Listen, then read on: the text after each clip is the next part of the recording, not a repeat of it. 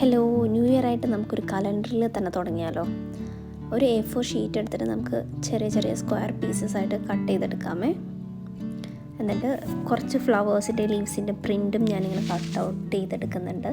ഇനി നമ്മൾ നേരത്തെ കട്ട് ചെയ്തെടുത്ത A4 പേപ്പർ ഇങ്ങനെ ഒരു ബാസ്ക്കറ്റിൻ്റെ സൈസിലാക്കി അതിൽ ഓരോ മന്ത്സും ഇങ്ങനെ എഴുതി കൊടുക്കുന്നുണ്ട്.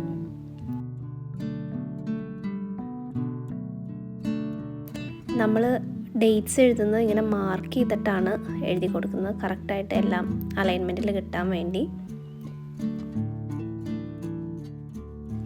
ഇനി നമ്മൾ നേരത്തെ കട്ട് ചെയ്ത പേപ്പർ ഫ്ലവേഴ്സ് ഇങ്ങനെ മുകളിലൊട്ടിച്ചു കൊടുക്കാം.